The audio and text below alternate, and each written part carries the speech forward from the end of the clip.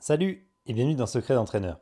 Cette semaine, j'ai l'honneur de recevoir Jean-Pierre Dolly, qui est l'homme de l'ombre derrière la victoire des Bleus en 98. C'est un véritable expert en management du sport et en gestion de projets sportifs. Il n'a pas du tout un parcours sportif à la base, il va vous le raconter, mais il y est arrivé très vite car c'est un passionné.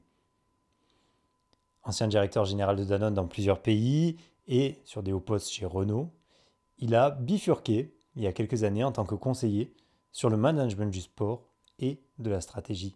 Autour de cette discussion, on va donc aborder bien évidemment le management, comment gérer un groupe de sportifs ou des sportifs individuellement. Il va aussi nous conseiller et nous éduquer à la gestion de projets. Alors oui, on a tous plein de projets, mais comment les mettre en place et comment les réussir, c'est ça que Jean-Pierre va nous enseigner dans cet épisode. C'est le genre de personne qui aide à la performance, mais qui est totalement invisible et qu'on oublie bien souvent.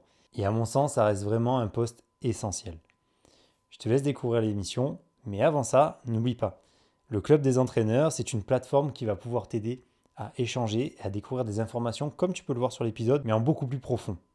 C'est-à-dire qu'on a des articles, on a beaucoup de lives pour échanger entre entraîneurs de toute discipline et tout niveau, et tout ça n'est accessible qu'à 10 euros par mois, sans engagement. Si ça t'intéresse, tu as le lien en description et tu pourras découvrir une semaine la plateforme totalement gratuitement avant de payer quoi que ce soit. Si ça ne te plaît pas, tu peux bien évidemment arrêter. Mais je suis persuadé que tu vas rester avec nous. On est déjà plus de 600 entraîneurs sur la plateforme, il y a beaucoup d'échanges au quotidien. Et bon épisode. Jean-Pierre Dolly, bonjour. Bonjour. Bienvenue dans Secret d'entraîneur. Pour ceux qui ne te connaîtraient pas, qui es-tu? Bien, ça peut être long parce que j'ai quelques cheveux blancs. Non, mais je suis un fan, un passionné de sport depuis ma plus tendre enfance, essentiellement athlétisme et foot. Et j'ai d'ailleurs voulu en faire mon métier puisque après le bac, j'ai commencé les études de professeur d'éducation physique que j'ai dû arrêter malheureusement pour une anomalie à la colonne dont heureusement je n'ai jamais souffert. Mais qui était éliminatoire. Donc j'ai fait d'autres études, mais j'ai jamais abandonné le sport, puisque j'ai fait du sport moi-même, et surtout j'en ai fait faire partout où je suis passé. Donc j'ai commencé à travailler chez Renault, et dans les RH et la production, et on a, avec quelques amis, après ça a été repris par le comité entreprise, on a fait des tournois, inter-services, inter-ateliers, inter-usines, même dans tous les sports, dont le foot évidemment. Et je jouais d'ailleurs en corpo. Ensuite, j'ai été DRH de Limagrin en Auvergne, chez moi. Et là, pour l'anecdote, il y avait un terrain de tennis que la direction voulait supprimer pour agrandir des hangars. Bon, j'ai dit, il n'en est pas question. Non seulement on ne va pas le détruire, mais on va en construire d'autres. Peut-être même un stade ou une piscine. Et en fait, on a gardé ce terrain. J'ai demandé au CE qu'il organise un tournoi de foot, un tournoi de tennis, pardon, que j'ai gagné.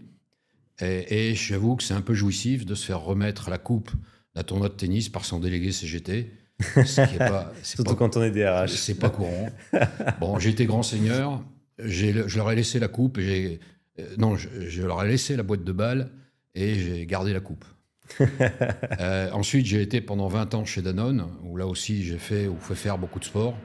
Et notamment, on a été des pionniers de la Danone Cup, parce qu'à l'époque, j'avais créé Danone en Argentine. J'étais très impliqué dans le foot, on peut en reparler après, en Argentine. Et on a été les pionniers, puisqu'on a gagné avec Boca les 2 premières compétitions de la Danone Cup. Ensuite, on a créé la Danone World Cup pour les salariés, à l'échelle mondiale, dans tous les pays où était implanté Danone. Et on a créé en Argentine et au Brésil la Danone World Cup Junior avec les enfants des salariés. Voilà, donc après, donc, chez Danone, j'étais DRH d'abord, puis directeur commercial, puis directeur général, en France et à l'étranger, donc en Argentine et après en Espagne. Voilà, pour parler peut-être un peu plus du sport et du foot en particulier, j'ai fait la connaissance rapidement en Argentine, qui est devenu un de mes meilleurs amis, José Farias, qui est un joueur qui a joué longtemps en France, au Racing Club de Paris, à Toulouse, à Strasbourg, au Red Star. Il a gagné la Coupe de France avec Strasbourg. Et il a Il a été un des premiers entraîneurs-joueurs en France au Red Star. Okay. Il a passé les diplômes en France et il est retourné en Argentine. C'est avec lui que j'ai fait tous ces événements autour de la Coupe du Monde 98, parce que j'étais là-bas à cette époque. Ouais. On était sponsor, donc on a fait beaucoup d'opérations, notamment avec ses entraîneurs, parce qu'il venait de créer une école d'entraîneurs dans laquelle j'intervenais pour toute la partie salle, c'est-à-dire organisation, management, RH, communication. Et lui faisait le terrain. C'était très inspiré de ce qu'il avait appris à Clairefontaine, puisqu'il avait passé le diplôme avant de rentrer en Argentine. Grâce à lui, j'ai pris Mario Kempes comme public relation. Et à l'occasion du mondial, on faisait beaucoup d'allers-retours en France pour supporter l'équipe d'Argentine essentiellement. Voilà, donc puis quand je suis rentré, on a fait venir là-bas Aimé Jacquet après 98. Donc on l'a fait venir pendant une semaine. On a fait venir aussi ses adjoints, Domenech et Jodard, à l'époque. Et on leur a fait découvrir en gros le foot argentin, son organisation, les clubs. Le soir, on allait manger la viande, boire du Malbec, voir du tango. C'était très sympa. Moi, j'ai fait une découverte extraordinaire de ce grand monsieur qu'est Aimé Jacquet. En gros, il m'a dit, voilà, il faut que tu m'aides parce que ils m'ont nommé DTN, mais c'est compliqué, c'est bureaucratique, administratif. Je vois les jeunes s'entraîner, j'ai qu'une envie, c'est d'y aller, il faut que tu m'aides. Bon, donc j'ai aidé en off, quoi, puisque j'avais un autre boulot. Et puis voilà, on s'est entendus. Et c'est comme ça que j'ai créé des formations à Clairefontaine. Donc d'abord pour les directeurs des centres de formation, il y en avait 35, pour les CTR et CTD. Et puis j'ai fait la partie management du DEPF. Ça s'appelait DEPF à l'époque, maintenant c'est BEPF. Ouais. Et puis voilà, en 2004, après la catastrophe de 2002 en Corée-Japon, on est éliminé au premier tour. Et 2004, où au Portugal, ça s'est pas très bien passé non plus à l'Euro, j'ai osé écrire un projet, gagner le mondial 2006. Ça a plu à Aimé. Donc c'était un projet inspiré de ce que j'ai appris chez Renault et Danone, en gros. C'est vrai que pour faire des voitures ou des yaourts, c'est pas la même chose que gagner une compétition de foot, mais sur la méthodologie d'un projet, c'est globalement très, très comparable. Et donc j'ai fait ça, ça lui a plu. Il a été à l'Assemblée générale et au Conseil fédéral, qui avait lieu à Clermont-Ferrand. Et il a présenté le projet. Bon, il m'a dit après qu'il avait fait un tabac avec ça. Et il avait... En fait, le projet que j'avais fait, c'était 2 pyramides, la pyramide des joueurs et des entraîneurs. Et je trouvais bizarre que tous les cadres techniques de Clairefontaine étaient aussi entraîneurs d'équipes de jeunes, U16, U18, bon, etc. Mais Léa, c'était quelqu'un de l'extérieur. Et j'avais démontré à Aimé que c'était pas très logique dans l'homogénéité un peu de l'apprentissage du foot français, quoi. Et donc, il a démontré ça à l'Assemblée générale, au Conseil fédéral, et il a fait désigner son principal adjoint, qui était Raymond Domenech, pour être le nouveau sélectionneur. Donc voilà, après Domenech m'a appelé. Voilà, il s'est accaparé un peu le projet. Et puis je suis parti pour 2 ans d'aventure sportive et humaine formidable, qui aurait dû se terminer par une victoire contre les Italiens, entre autres au coup de boule près de qui vous savez. Il n'y a pas que ça, mais ça a contribué quand même largement. Et puis ensuite, j'ai continué, mais de façon moins importante, parce que en fait, le projet, c'était la mise en place d'une organisation, de communication, de gestion des ressources humaines, un peu ce que j'essayais de transférer dans le monde du sport, ce que j'avais appris dans l'entreprise.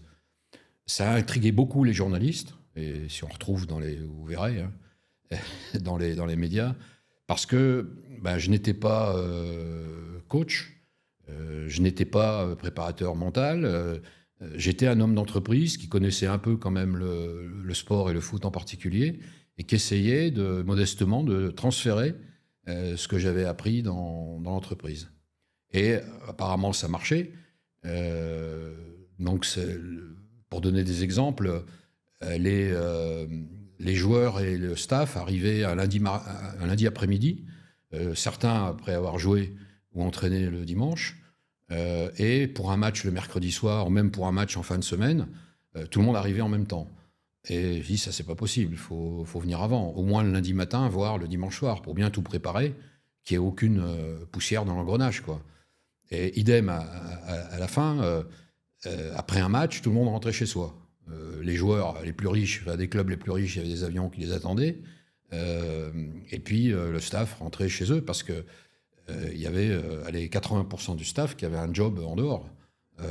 Car l'équipe de France, là, par exemple, en ce moment, on est fin janvier, ils n'ont pas joué depuis novembre, ils vont rejouer en mars. Donc, c'est un délai très long. Donc, pratiquement tout le monde, sauf peut-être les 2 ou 3 entraîneurs nationaux, tous les autres ont un job à côté. Et donc, pareil, je leur ai dit, voilà, il faut faire un débrief pour voir si tout s'est bien passé, pour en tenir compte, pas réinventer l'eau chaude à chaque fois, à chaque rassemblement. Bon, voilà, donc j'ai vécu... après, j'ai été jusqu'à l'Euro en 2008, qui ne s'est pas très bien passé. Et puis, moi, je pensais que tout le monde allait en rester là. Finalement, Domenech et son staff ont été reconduits jusqu'en 2010. Donc moi, j'étais beaucoup moins présent puisqu'il n'y avait pas de projet en 2008, ni non plus en 2010. Et donc, j'ai été invité au match. J'étais présent, mais beaucoup moins qu'entre 2004 et 2006. Ok. Bon, voilà en gros. Et maintenant, après, j'ai créé ma propre société pour continuer sur la question qui suis-je. Et je fais du conseil en, on va dire, stratégie, organisation, management, RH, dans l'entreprise et dans le sport. Donc, dans le sport, ça a été jusqu'en 2010, beaucoup dans le foot. Et depuis 2010, beaucoup dans le cyclisme. Mais aussi, je fais quelques escapades parce que, voilà, les gens commencent à connaître un peu ce que je fais dans la natation, le water polo, le judo, un peu le rugby, voilà. Ok, Et je sacré donne des parcours. cours. Je donne des cours au STAPS à Nanterre et j'ai donné des cours jusqu'au Covid à l'ESCP à Paris. Incroyable. Un parcours assez riche. Oui, enfin, modestement, je m'amuse quoi maintenant. Ouais. Tout n'a pas été rose non plus, faut pas croire. Mais en même temps, j'ai réussi à transformer ce que je voulais faire au départ et j'ai jamais regretté. J'ai jamais regretté de ne pas être prof de gym. Quand j'ai vu comment la vie qu'ont eu certains de mes collègues qui ont continué ou qui n'avaient qu'une envie, c'était d'arrêter Ouais. à 40, 45 ans. Bon, moi, j'ai jamais regretté. Je me suis vraiment... j'ai beaucoup bossé, bien sûr, parce que voilà, si je vous demande qu'est-ce que j'ai fait comme étude pour faire ce que je viens de vous raconter... On en avait discuté. Pardon ? On en avait discuté. Bon, ok. Donc, Je m'en souviens. bon, donc Mais tu peux le c'est... dire, justement, ça. Pardon ? Tu peux le dire. Voilà, aux quand on auditeurs. arrête le professeur à gym, on fait deux grandes catégories de cours. D'un côté, anatomie-physiologie, et on fait en un an ce que les toubibs font en 2 ou 3 ans, et psychopédagogie. Donc j'ai choisi psychopédagogie, donc j'ai fait des études de psycho, jusqu'à un doctorat que j'ai pas fini, en psychologie sociale. Mais voilà, j'ai fait donc 5 ans, 6 ans de psycho, quoi. Mais je n'ai jamais été, puisque je viens de le raconter, je n'ai jamais été vraiment psychologue, enfin un exercice, mais bien évidemment, ce sont des études qui m'ont marqué et qui m'ont suivi et qui m'ont vraiment, desquelles j'ai puisé beaucoup de choses dans toutes les fonctions que j'ai eues. Et en gros, ce qui m'a manqué, c'est évidemment de la gestion, du juridique, de la compta, etc., par rapport à ce que je vois dans les écoles de management. Mais en même temps, je regrette que dans les écoles de commerce, de management, à la fac, et même les toubibs, par exemple, il y a très peu de psychologie. Même dans le sport. Hein. Dans le sport, on dit qu'en France, on est en retard en préparation mentale. Oui et non. On est surtout en retard en psychologie du sport. Il y a beaucoup de préparateurs mentaux parce que Psychologue, il faut faire au moins 4-5 ans d'études, minimum. Préparateur mental, il y en a des très bons, après avoir fait simplement quelques stages, quoi. C'est pas une profession qui est extrêmement reconnue, un peu comme en comparant kiné-ostéo, quoi. Voilà. Il y a beaucoup de kinés qui sont devenus ostéo en faisant une formation, un stage, mais c'est pas extrêmement bien reconnu. Et préparateur mental, c'est un peu pareil. C'est clair. Bon, ce qui n'empêche pas qu'il y a des mauvais psychos, peut-être après avoir fait 5 ans d'études, et des excellents préparateurs mentaux après avoir fait 2 ou 3 stages. Ouais, pour avoir discuté, c'est vraiment 2 métiers différents où on s'intéresse à divers aspects de la personne qu'on a en face de nous. Ouais. Je suis complètement d'accord sur l'aspect psychologique dans le sport qu'on n'aborde pas assez et qui pourtant est essentiel parce qu'on est en contact avec de l'humain. Et notre métier en tant qu'entraîneur, c'est de comprendre qui on a en face de nous pour adapter, en théorie, une situation pédagogique d'entraînement. Et donc, si on ne comprend pas du tout ce qu'on a en face et qu'on applique notre méthode bêtement, ça ne fonctionne pas ou peu. Ouais. Et c'est vraiment un manque aujourd'hui. Et c'est dès le départ, incroyable. En fait. Je le vois dans le cyclisme comme dans le foot, hein. Dans tout le sport, on embauche quelqu'un, on recrute quelqu'un sur le palmarès. C'est-à-dire sur une... voilà, lui, il a 25 ans, il a mis... c'est un buteur, il a mis 20 buts la saison dernière, je veux un buteur, donc je le prends. Bon, je prends par exemple un Brésilien, mettons à Grenoble, par exemple. Il arrive au Mercato, au mois de janvier. Il fait froid à Grenoble, au mois de janvier. Il vient du Brésil. Beaucoup de gens ne le savent pas ici, mais enfin au Brésil, à ce moment, c'est l'été. C'est les vacances même, janvier-février. Et donc, c'est un peu compliqué. Et puis le garçon, il ne met pas de but. Voilà. Pourquoi ? Parce qu'il n'est pas accueilli. Il est pas... C'est vraiment un changement culturel énorme. Bon. Dans le recrutement, il y a ce genre d'erreur. Mais même avec des Français, même avec des Européens, on s'attache au palmarès et très peu à l'homme ou à la femme. Pour les femmes, on parle beaucoup maintenant dans l'entreprise des soft skills. Les soft skills, c'est pas nouveau. Le mot est nouveau, mais le fait de s'intéresser à autre chose que le palmarès, à autre chose que le joueur, donc à l'homme, avec sa personnalité, ses différentes intelligences, pas seulement le QI, mais par exemple, on dit de certains joueurs de foot qu'ils ont un bon QI football. Ok, ça ne veut pas dire qu'ils ont un bon QI au sens du quotient intellectuel calculé quand on était gamin, on faisait des tests psycho, bon, ça n'a rien à voir. Tu es en train de parler de Franck Ribéry, par exemple. Ouais, oui. C'est un bon exemple, justement. Franck Ribéry, même Zidane, je les ai connus, moi, l'équipe de France. Et tous les deux ont un QI football exceptionnel. L'intelligence émotionnelle, l'intelligence situationnelle, sociale, relationnelle, etc., se positionner dans son environnement, anticiper, etc. C'est une intelligence concrète, pratique, sur le terrain. Bon, ce qui ne veut pas dire qu'ils ont l'intelligence historique, logique, mathématique, qu'elle soit pour autant très, très élevée. Et c'est pas ce qu'on leur demande en plus. Exactement. Complet. Et comment est-ce que toi tu abordes le management sans parler des soft skills? Je pense qu'on est quand même dans ce thème-là. Tu as été directeur général de très grosses sociétés et tu as accompagné à la performance sportive, et pas que humaine ou productiviste. Comment est-ce que toi, tu vois le management dans le sport? Ou peut-être même en dehors? Alors, je n'ai pas été dans le productivisme, non. Ça, c'est un mot. Non. Alors, le management, c'est celui qui prétendrait connaître le management universel et dire, voilà, je suis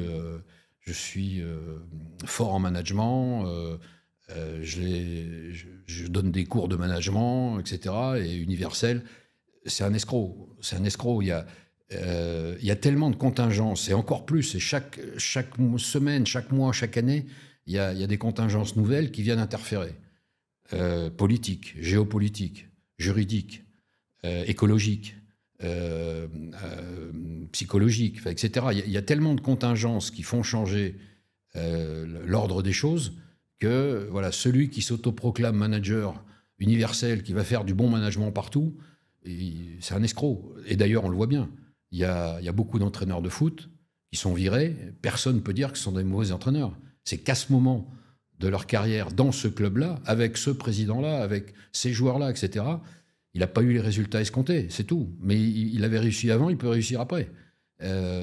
Alors, comment on fait? Justement, c'est s'adapter à l'environnement. Voilà. Et moi, par exemple, dans les recrutements que j'ai faits, j'ai tenu compte, pas nécessairement de prendre les meilleurs, mais ceux avec lesquels je savais que j'allais pouvoir bosser et qu'ils allaient savoir bosser avec les autres personnes de notre environnement.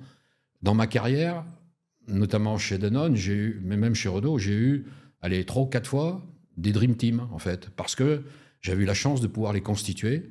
Et en gros, tu n'as plus rien à faire, quoi. Tu n'as plus qu'à coordonner. Tu mets en place une structure et c'est génial. Tu t'éclates, là. Et eux aussi s'éclatent.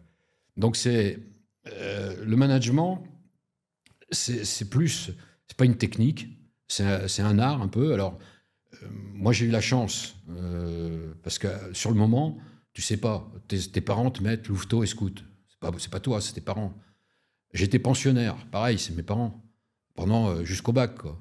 Ensuite, j'étais capitaine d'équipe de foot. Bon.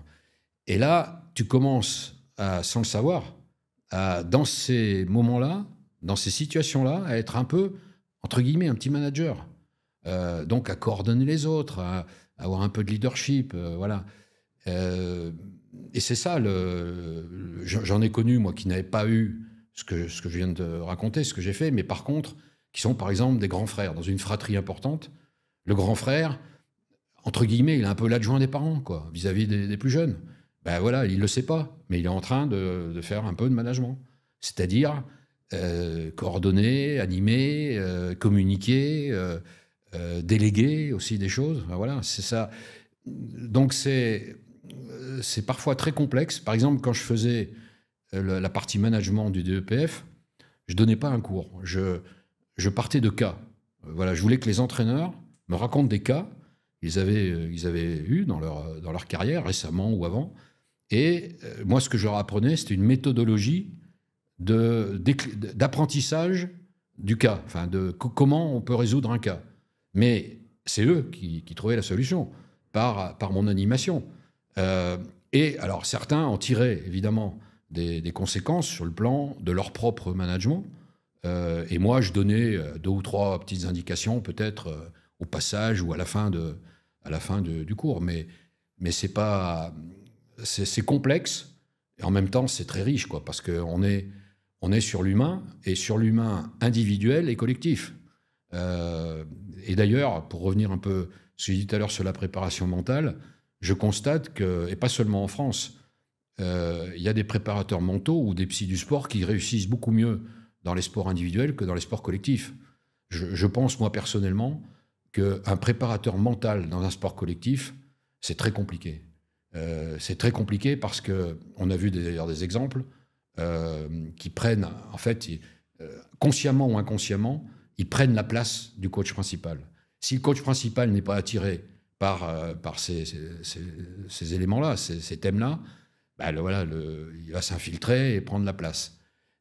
Moi, je préfère, et c'est ce que je fais même encore maintenant, je préfère échanger et donner des indications, par exemple des conseils de lecture ou échanger sur des cas avec des coachs sportifs pour qu'eux s'emparent. Le vrai préparateur mental d'une équipe de foot, c'est le coach dans le vestiaire, enfin, dans la semaine de l'entraînement, dans le brief qu'il fait avant le match, la veille ou le jour du match, dans le débrief après. C'est lui le véritable coach mental. Et j'en connais de plus en plus qui travaillent comme ça, c'est-à-dire qui ont ces échanges avec des gens comme moi ou d'autres. Hein. Par exemple, il y a des très bons psys du sport à l'INSEP, à Paris.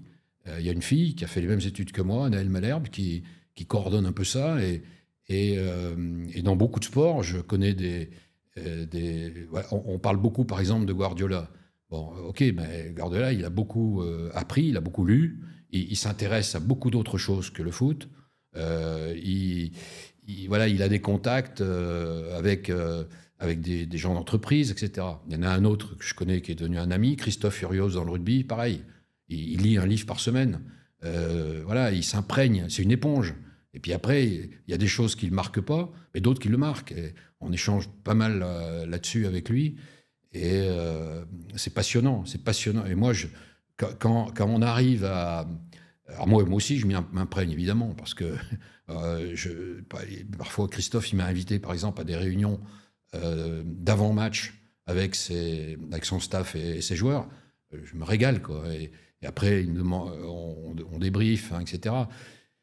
C'est ça qui, pour moi, l'avenir, il est plus là. Il est plus dans la formation des entraîneurs, de mettre beaucoup plus de psychologie du sport, de gestion des ressources humaines, de communication, de comment on atteint la coopération par la confrontation, la contradiction, comment on gère les égos.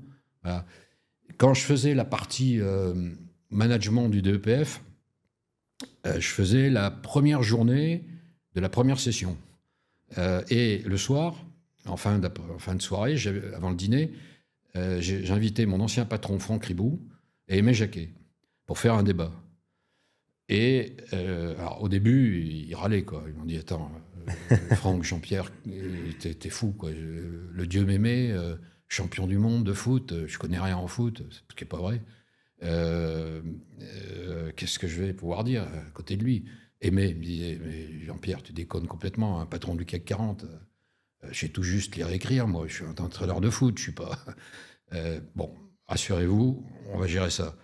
Et donc, je leur posais les mêmes questions. Les mêmes questions, entre guillemets, de management. C'est-à-dire, comment vous recrutez, comment vous animez, s'il y a un problème, comment vous gérez le conflit, comment vous les formez, et vous-même, comment vous formez, etc. Les mêmes questions. À 99%, ils répondaient les mêmes choses. Eux-mêmes l'ont découvert. Donc, c'est vrai qu'il y a beaucoup de points communs, mais en même temps, évidemment, qu'il y a quelques différences que, d'ailleurs, j'ai écrit dans 2 livres. Bon, on peut peut-être en parler après. Ouais, vas-y. J'ai écrit 2 livres. Le premier, c'est l'accordeur de talent. C'est la baseline de ma société. Et j'ai été très surpris. Bon, bien sûr, j'étais marqué un peu par le marketing, le commercial chez Danone, mais j'étais surpris que personne n'y ait pensé avant moi. Donc j'ai protégé le thème, l'accordeur de talent. Parce qu'en fait, pour moi, le vrai manager, c'est ça. C'est détecter et accorder des talents entre eux pour une performance, pour un résultat. Et le deuxième, qui est sorti à la fin du confinement, c'est sport et entreprise, manager de talent. Donc dans les 2 cas, c'est quoi? Le premier, c'est plus qu'est-ce qui fait qu'un manager réussit dans la durée? Donc j'en connais dans l'entreprise, j'en connais dans le sport. Il se trouve que je connais aussi un chef d'orchestre, chef de chœur, un chef étoilé de cuisine, un aventurier, etc. Donc je me suis demandé qu'est-ce qui fait qu'ils réussissent dans la durée. One shot, tout le monde sait faire. Et donc j'ai trouvé 5 grands points communs entre ces différentes personnes. Le premier, c'est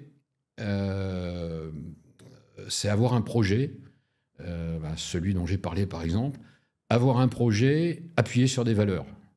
Voilà. Les valeurs, c'est très important. Mais des valeurs incarnées, pas des valeurs mises sur les réseaux sociaux ou les sites internet. Hein. Je souris parce qu'on a eu cette discussion hier avec Raphaël derrière. Donc des valeurs incarnées vraiment. Donc derrière, c'est avoir sur ce projet, on appelle maintenant ça une vision, une raison d'être. Bon. Ensuite, il faut une stratégie pour mettre en place ce projet. Il faut une organisation. Et là, il y a une différence entre structure et organisation. On y reviendra peut-être. Il y a des systèmes. Et puis, il faut des sous et des hommes et des femmes pour développer le projet. Donc ça, c'est le premier point. Le deuxième point qui les réunit, c'est le recrutement. Le recrutement ou la gestion d'un héritage. Parce que quand on est nommé entraîneur, on ne part pas de zéro. On a un héritage aussi. Et donc, ça s'appelle le choix des hommes. Et là aussi, pour citer Aimé Jacquet et Franck Ribou, tous les deux s'accordaient pour dire on ne prend pas les meilleurs. Et d'ailleurs, Aimé Jacquet expliquait qu'il n'avait pas pris deux des meilleurs joueurs français pour être champion du monde, c'est-à-dire Ginola et Cantona. Son fils spirituel, entre guillemets, qui est Didier Deschamps, que j'ai eu en formation à Clairefontaine, La même chose avec Benzema. fait un peu la même chose avec Benzema, voilà, et d'autres. Nasri peut-être, à un moment. Enfin. Et Franck Ribou disait, moi, voilà, j'ai un COMEX chez Danone, j'ai besoin de 8-9 personnes, mais j'ai 15-20 candidats possibles. Donc, qu'est-ce que je fais? J'essaye de faire des choses qui font que entre guillemets, les potentiels remplaçants aux gens que j'ai choisis, ils partent pas, à la concurrence notamment. Donc, je les chouchoute un peu, je leur donne des missions importantes, je les développe, je les fais se développer à l'étranger. Parfois, je peux leur donner des primes. Aimé Jacquet disait la même chose. Je passe beaucoup de temps avec les remplaçants, plus qu'avec les titulaires. Les titulaires, ils sont contents. Mais les remplaçants, pour partir, je l'ai vécu, moi, puisque j'ai vécu 2 mondiaux et 1 euro, on part 7 à 8 semaines, un groupe de 23 joueurs de 20 à 35 ans, et un groupe de 23 adultes de 25 à 60 ans, dans un hôtel, un bunker. Vous prenez petit déjeuner, dîner ensemble, avec un entraînement, mais un match tous les 4 jours. Même avec vos conjoints et vos meilleurs amis, vous ne restez pas 8 semaines sans qu'il y ait un moment un clash, quoi. Et donc, l'une des raisons pour lesquelles beaucoup de coachs ne sélectionnent pas pour des compétitions comme celle-là, c'est parce qu'il y a un temps libre énorme en dehors des matchs. Et s'il y en a un qui tire la gueule parce qu'il n'a pas été titulaire, parce qu'il ne veut pas jouer avec un autre, parce qu'à l'extérieur, sa femme a des problèmes, ses gamins, sa mère... voilà, si ces interférences internes ou externes à l'équipe peuvent influer sur le joueur. Et donc c'est un peu complexe à gérer, mais ça se gère. La preuve, il y en a qui réussissent dans la durée avec ça. Le troisième point, c'est le groupe. L'équipe. Voilà, donc gérer les égos. Par exemple, un numéro 9, il faut qu'il ait plus d'ego qu'un numéro 6, un numéro 8, c'est clair. Mais il faut savoir le gérer. Le gérer, lui, individuellement, et le gérer par rapport au reste du groupe. Et donc, on sait maintenant que le tout est plus que la somme des parties, c'est-à-dire que l'équipe réussira mieux si elle joue vraiment en groupe, en équipe. C'est aussi pour ça qu'il y a plein de rassemblements qui se font à l'extérieur. Aimé Jacquet était un des premiers, par exemple, à réunir à Noël non seulement l'équipe, les joueurs et le staff à Tignes, mais les familles. On l'a fait nous aussi. C'est extraordinaire. Découvrir au-delà du joueur et un peu de l'homme, découvrir l'homme comme mari et comme père, c'est fabuleux. Chez Danone, je n'ai pas inventé, moi, j'ai suggéré de le faire dans le sport, mais je l'ai appris aussi chez Danone. Chaque année, Antoine Ribou, notre ancien patron, nous réunissait tous les directeurs généraux à Évian pendant une semaine. Et avec nos conjoints. Donc on avait en gros 3 choses dans la semaine. 1, on avait du boulot quand même, en tant que DG. 2, nos conjoints avaient un programme avec des visites de musées, du sport, etc. Et 3, on avait des choses en commun entre conjoints. Et c'était fabuleux. Fabuleux pour nous de connaître que nos femmes, dont on leur parlait de collaborateurs, mais elles ne les connaissaient pas. Je ne connaissais pas entre elles non plus. Et puis, Antoine Ribou, qui était malin, il voyait un peu une autre facette du salarié, de son collaborateur.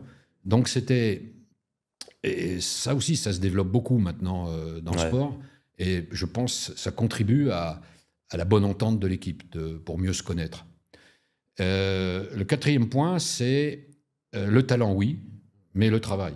Surtout le travail. Et tous les grands joueurs, tous les grands cyclistes, tous les grands athlètes, tous les grands managers que j'ai connus, ils ne travaillent pas nécessairement plus que les autres, mais ils travaillent mieux. Ce que je vous disais pour Guardiola ou pour mon ami Christophe Urios, voilà, c'est s'ouvrir aux autres, s'ouvrir à d'autres choses, d'autres sports que le sien, s'ouvrir à d'autres activités que simplement le sport, la culture, le théâtre, le cinéma, l'entreprise, etc. Voilà. Et c'est ça aussi ça influe sur son propre job, sur son propre rôle.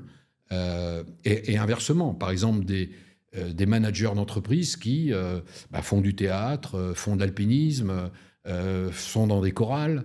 Enfin voilà, c'est là où on va piocher ce que j'appelle travailler mieux. Alors pour donner des exemples de sportifs, j'étais très marqué, moi, par l'histoire de Platini. Platini, il est joueur à Nancy, et il fait construire des espèces de mannequins, plus ou moins en bois, en métal, enfin voilà. Et à la fin d'entraînement, il tire des coups francs à Moutier, le gardien. Et comme par hasard, dans la carrière de Platini, il a mis près de la moitié, ou plus même, de ses buts sur coups francs. Bon. Vous avez Wilkinson, c'est un des premiers rugbymen qui a inventé l'entraînement spécifique du buteur, en plus de l'entraînement collectif. J'ai vu, moi, Thierry Henry, à la fin de certains entraînements, se faire des centres pour faire des reprises de volée.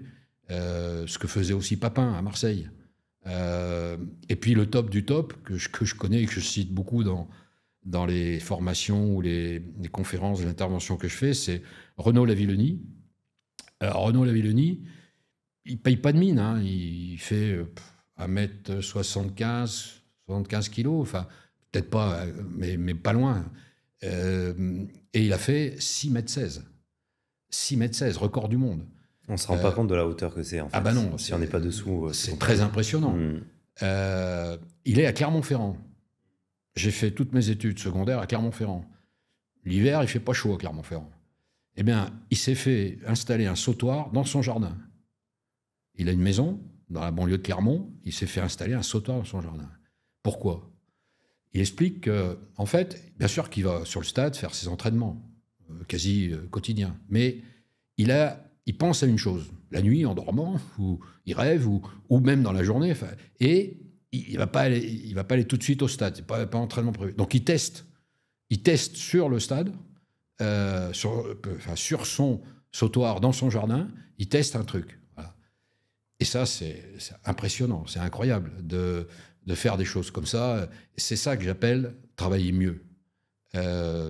Avoir le talent, oui, mais le travail, l'entraînement, les basiques, les fondements. Et voilà. Pour travailler aussi bien et autant, parce qu'il y a quand même une notion de quantité quand tu nous parles de joueurs qui restent après l'entraînement, est-ce qu'il n'y a pas aussi comment dire ça ? Être animé par ce projet-là et le vivre intérieurement et être en adéquation avec ce qu'on est.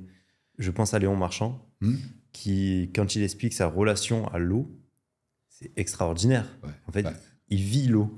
Et donc, pour lui, être 10 heures dans une piscine, c'est pas une contrainte comme ça peut l'être chez certains sportifs, mais c'est sa vie et c'est normal et c'est ce qu'il est, en fait. Exactement. Et c'est cette relation-là avec son sport ou son travail ou ce qu'on aime faire qui nous permet de nous transcender, de monter ce niveau-là jusqu'à l'excellence. Exactement. Est-ce que c'est un peu ça ou pas ? Complètement. C'est complètement ça. Okay. C'est ce que beaucoup appellent le flow, maintenant.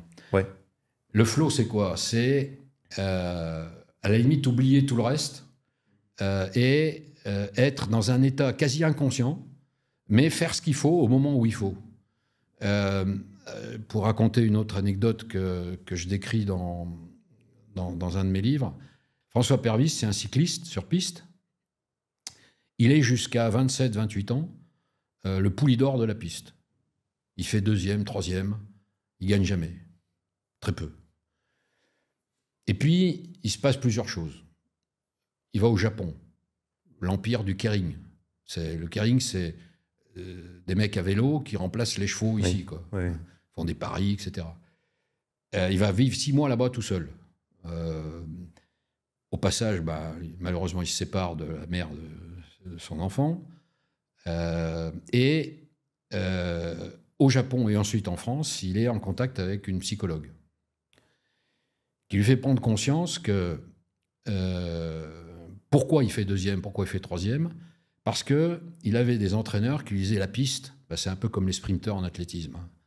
Tu vas dans la chambre d'appel, tu fais la gueule, tu te mets des claques sur la gueule, sur les cuisses, tu regardes les autres comme avec un gueule de tueur, etc. Et puis, il raconte, hein, il dit, mais ça, c'était pas moi. C'était pas moi. Moi, je suis un être humain, je suis modeste, je suis sympa, je suis jovial, je ris beaucoup, je déconne beaucoup. Enfin, voilà, donc c'était pas moi. Donc, j'ai pris conscience qu'il fallait que je redevienne moi. Et c'est quoi revenir moi? C'est faire tout le travail que j'avais à faire, y compris le travail avec la psy. C'est-à-dire oublier, j'allais dans la chambre d'appel avec le sourire, selon mon humeur. Mais je ne me mettais pas dans une case qu'on avait voulu m'insuffler. Bien sûr. Résultat, 8 fois champion du monde, record du kilomètre arrêté, enfin voilà, médaille olympique. Bon voilà, je trouve que c'est un bon exemple d'un sportif qui met un peu comme dans la vraie vie, on met les gens dans des cases, et notamment en France. Voilà, t'es bon en maths, tu feras des études d'ingénieur. Voilà, surtout pas, va pas surtout faire du français ou de la philo, quoi, etc. Moi, on m'a fait faire des études plutôt scientifiques. J'en suis à mon 4e bouquin, quoi. J'aurais jamais imaginé écrire un livre, quoi. Bon, voilà, donc alors pour finir sur mes entraîneurs, le 5e point, c'est voilà, l'ouverture, le droit à l'erreur, très important. Pas les mêmes tout le temps, mais en plus du travail, être sans arrêt à l'affût de la meilleure connaissance de l'homme ou de la femme et individuellement et comment il se comporte collectivement. Donc là aussi, c'est par des ouvertures, par des lectures, par des contacts avec des gens différents. Bon, voilà, donc ça c'est ce que j'explique dans mon premier bouquin. Le deuxième, donc sport et entreprise, manager de talent, c'est plus une comparaison entre, voilà, en gros, dans ma vie, j'ai été à 30 ans en entreprise et depuis maintenant 25 ans dans le sport de haut niveau, essentiellement foot et vélo. Et j'ai essayé de dégager quelles étaient les ressemblances et les divergences de ces deux mondes, dans différents domaines, de l'organisation d'abord, du management, des ressources humaines, de la communication, de la psycho, enfin, etc. Juste un mot, oui, sur l'organisation. J'en avais parlé 2 mots tout à l'heure. Je pense qu'il y a beaucoup de gens confondent la structure et l'organisation.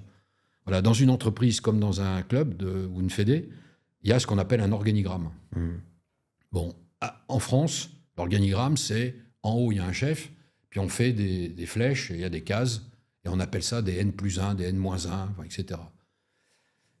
C'est pas vrai partout à l'étranger. Moi, maintenant, je fais des organigrammes en rond, avec l'équipe au milieu, et puis autour, ce qu'on appelle les stakeholders, c'est-à-dire les parties prenantes.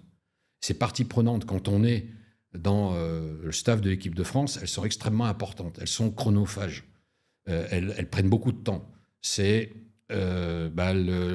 les syndicats des joueurs, des entraîneurs, c'est les agents, c'est la famille, c'est les médias, c'est les institutions, le ministère, etc. Tous ces gens-là, dans le sport comme dans l'entreprise, prennent beaucoup de temps.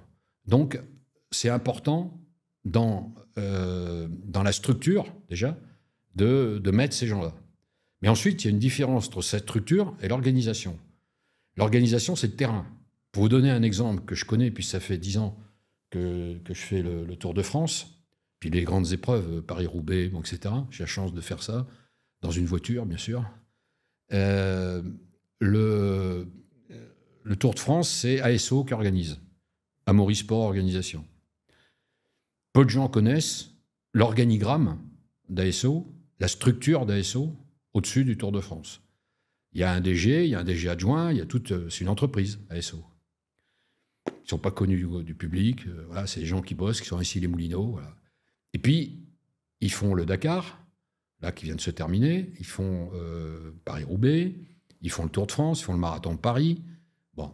Et pour prendre l'exemple du Tour de France, c'est quoi le Tour de France? C'est 4500 personnes qui se déplacent tous les jours pendant 3 semaines, de ville en ville.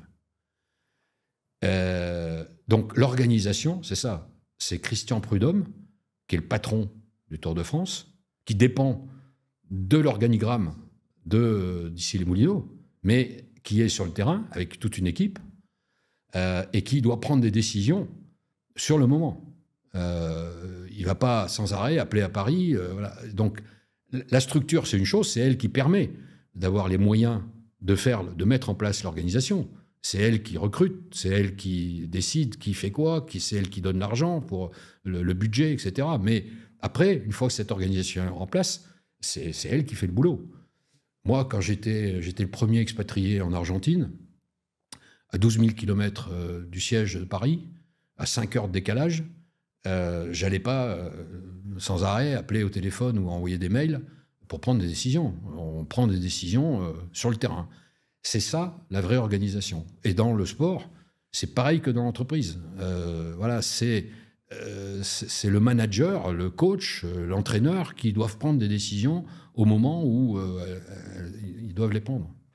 Ouais, je comprends très bien. Et une question par rapport à ce que tu me disais tout à l'heure qui m'est venue en tête, elle va être double. Est-ce qu'on peut être un bon entraîneur sans se connaître soi-même? Et la deuxième, c'est est-ce que nous, en tant qu'entraîneurs, notre mission, ce ne serait pas d'aider les sportifs à se connaître eux-mêmes pour être performants? La réponse spontanée, si, bien sûr, bien sûr. Plus tu te connais toi-même, plus tu as confiance en toi, plus tu as d'estime de toi, et donc plus tu vas faire confiance ou prolonger ta confiance vis-à-vis des autres. J'ai écrit 2 ou 3 papiers là-dessus, je crois que je l'ai mis aussi dans le bouquin. C'est la différence entre la défiance et la confiance, et puis entre l'espérance et la volonté. Voilà. J'espère avoir le bac. Tu ne peux pas espérer avoir le bac. Est-ce que tu as fait tout ce qu'il fallait pour te mettre dans les conditions d'avoir la possibilité d'avoir le bac? J'espère gagner un match. Non, tu n'espères pas gagner un match. Est-ce que j'ai fait comme coach? Est-ce que j'ai fait tout ce qu'il fallait avec les moyens qu'on m'a donnés pour me mettre en situation de gagner le match? Oui, non, peut-être, bon. Si c'est oui, et si on perd, ben pourquoi? Parce qu'il y a des choses qu'on n'a pas maîtrisées. Moi, je fais travailler beaucoup les gens là-dessus, sur qu'est-ce que je maîtrise, qu'est-ce que je ne maîtrise pas. Dans le sport, la météo, on ne la maîtrise pas. On peut tenir compte de ce qu'on sait de la météo, mais on ne la maîtrise pas. La stratégie de l'adversaire, on peut faire plein de visios, plein de vidéos, etc. Que va faire l'adversaire le jour J face à moi? Bon, ça, c'est des données à la limite sur lesquelles il ne faut pas trop s'apesantir, quoi. Il faut beaucoup plus passer de temps sur donc, qui je suis moi-même, comment je transfère ça dans mes joueurs individuellement et collectivement, qui sommes-nous? Est-ce qu'on a tous bien fait individuellement et collectivement ce qu'il fallait pour gagner? Individuellement, ça veut dire, dans le foot, par exemple, et dans le vélo, c'est même pire.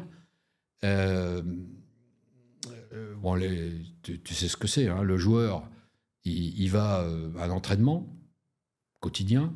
Bon. Certaines équipes, d'ailleurs, qui ont beaucoup de célibataires, elles leur suggèrent de venir prendre le petit déjeuner dans le club. Ensuite, il y a l'entraînement. Puis ensuite, ils rentrent chez eux. Quand ils sont célibataires, on ne sait pas trop ce qu'ils font. Quand ils sont avec un conjoint et des enfants, on le sait un peu mieux. Quoique. Donc, c'est cette relation individuelle veut dire beaucoup de choses sur se connaître et connaître ses joueurs. Par exemple, au niveau de la récupération. Comment on récupère? Moi, quand j'ai fait la première année de professorat, il y avait écrit sur le document qu'on nous donnait au départ, sieste obligatoire. Bah, t'as 20 ans, tu rigoles, quoi. Sieste obligatoire. Attends, mes grands-parents font la sieste, pas moi. Bah, quand t'as fait 4-5 heures de sport dans la journée, t'as envie de faire une sieste. Elle est nécessaire plus qu'obligatoire, quoi. Exactement. Donc, la récupération, la sieste, bien dormir, etc. Deuxièmement, la nutrition, de plus en plus important. Troisièmement, la préparation autre que celle faite dans l'équipe, dans le sport. Exemple, pour un coureur cycliste, c'est encore pire qu'un joueur d'équipe collective, parce qu'il y a une tradition dans ce monde du cyclisme qui est que chaque personne vit à l'endroit où elle a toujours vécu, quoi, en gros. Il n'y a pas 2 coureurs qui habitent au même endroit. Il n'y a pas même 2 membres de staff qui habitent au même endroit. Ça veut dire que bien avant ce dont on a parlé pendant le confinement, c'est-à-dire le télétravail ou le travail à distance, le management à distance, le vélo le connaît depuis beaucoup plus longtemps. Et c'est pas simple. Hein, voilà, on a un coureur, on lui fait un plan d'entraînement. Mais personne n'est là pour vérifier s'il l'a bien fait. Là, avant, il venait pour une course et puis t'as pas fait les 400 bornes cette semaine. Toi. Là maintenant, il y a des éléments technologiques qui permettent de vérifier. Il y a Strava, il y a plein de choses qui permettent de vérifier que l'entraînement a été bien respecté. Mais la nutrition, entre ce qu'on lui donne pendant un Tour de France, par exemple, qu'on maîtrise, et puis dans ce qu'il mange chez lui, parce que sa femme fait bien la cuisine, etc. Voilà. Et alors, un joueur de foot, c'est bien, parce que le joueur de foot, ok, il est là tous les jours dans le club pour l'entraînement, mais qu'est-ce qu'il fait le soir Et souvent, d'ailleurs, les cas de management que je prenais avec les entraîneurs, c'était sur ces sujets-là, plus que l'heure et demie ou 2 heures passées sur le terrain. Hein. Comment on fait pour aider un sportif à se connaître lui-même? Parce qu'on est quand même limité dans notre métier d'entraîneur, on n'est pas des psychologues. Qu'est-ce qu'on fait? Est-ce qu'il y a des choses à faire ou est-ce qu'on le renvoie vers un psy et basta? Non, Même non, si non. c'est quand même assez mal vu en France. Non, surtout pas, et surtout pas en France où envoyer, comme tu dis, tel que tu le dis, envoyer vers un psy, c'est être malade, quoi. Exactement. Donc non, ça c'est pas possible. Non, c'est mieux se connaître, c'est se faire aider, entre guillemets, mais plus par son environnement proche, son coach, son préparateur mental, son kiné, son ostéo. Pour te donner une anecdote, un jour, les kinés et ostéos de l'équipe de France me disent « faut qu'on se voit, on voudrait te voir parler avec toi ». Bon, je dis « ok, on se voit ». Et ils me disent « voilà, quand le joueur est au massage dans une salle, ils sont 2 ou 3. De quoi ils discutent? Un peu de foot, mais en fait beaucoup de voitures, de montres et de femmes. Ok. Quand je les ai tout seuls dans la salle ou dans leur chambre, là c'est tout autre chose. Ils se livrent un peu plus. Là ils me parlent d'eux. Ils parlent d'eux personnellement et de leur entourage, de leur famille, etc. Et on ne sait pas quoi en faire de ça. Bon, des montres, des femmes, etc., on s'en fout, c'est leur sujet, mais quand un me dit un certain nombre de choses quasi très personnelles, parfois émouvantes même, bon, ils ne savaient pas trop quoi en faire. Donc on a travaillé là-dessus. En fait, je leur ai dit, il y a 3 choses. Il y a si c'est vraiment des choses médicales ou paramédicales, il faut évidemment en parler avec le doc, parce que c'est votre référent quand même, sous le secret médical. Deuxièmement, il y a ce qui peut être intéressant pour le coach ou les coachs ou le préparateur physique, etc. Là, il faut faire le tri, mais il peut y avoir des choses intéressantes qui peuvent intéresser le coach sans pour autant trahir un secret médical ou un secret professionnel. Et puis il y a la 3e chose que vous gardez pour vous parce que c'est vraiment très intime. Et si vous vous sentez capable, vous, de l'aider aussi, tant mieux. Et si vous ne vous sentez pas capable, vous pouvez aussi consulter un psy du sport ou un médecin ou avoir des conseils. Un manager pour avoir des conseils. Et c'est comme ça que pour revenir à la vraie question, des managers arrivent à avoir confiance en eux et à faire confiance et à mieux se connaître. Pour vous donner un exemple, après mon passage avec l'équipe de France, j'ai gardé des contacts évidemment avec des membres de staff et puis avec quelques joueurs. Exemple, Michael Landreau. Michael Landreau, il a fait une carrière en équipe de France, mais de remplaçant.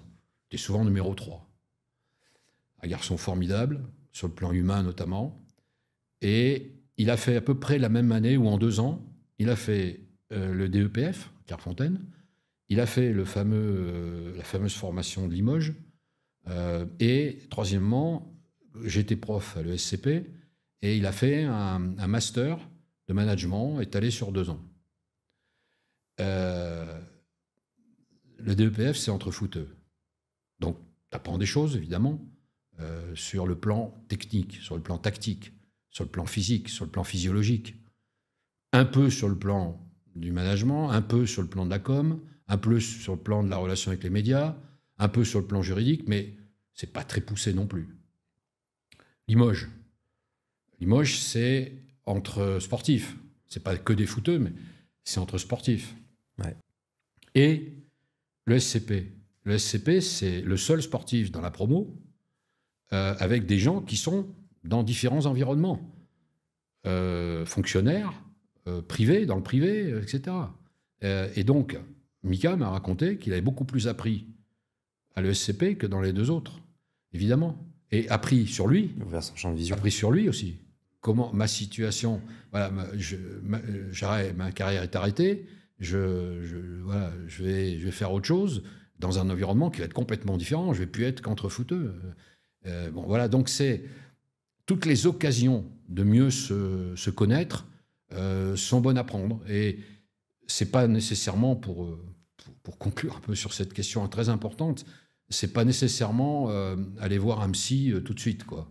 Mais aujourd'hui, c'est bien d'être... Les jeunes, par exemple, moi je trouve que c'est une bonne chose qu'il y ait un psy du sport qui vienne dans les centres de formation, à la demande un peu.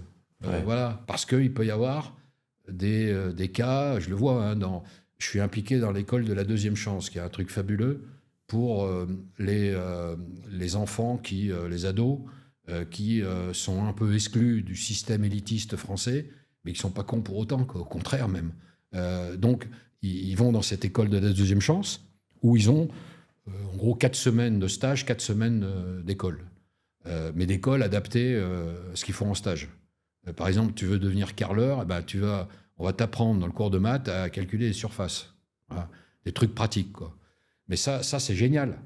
C'est génial. Et pour se connaître soi-même et se faire reconnaître, parce que y en a qui le vivent mal, quoi. À la fin de la 3e, tu as 16 ans, 17 ans, tu es exclu du système. Tu sais que tu n'es pas con, mais tu es exclu d'un truc qui est trop lourd pour toi, trop chargé, pas assez adapté.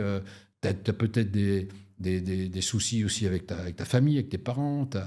Tu vois des collègues qui réussissent, tu n'as pas l'air d'être plus con qu'eux, mais eux, ils réussissent. Bon, voilà, etc. Donc et le foot en particulier, quand je faisais des stages là-bas, j'étais très proche de ceux qui s'occupaient donc du centre de formation et j'ai beaucoup planché, d'ailleurs, entre autres, quelques fois avec Michael Andro, dans des écoles, dans les centres de formation, dans aussi une autre institution qui s'appelle les Apprentis d'Auteuil, ou l'école de la deuxième chance, sur le thème fais du foot, fais du sport, mais passe ton bac d'abord.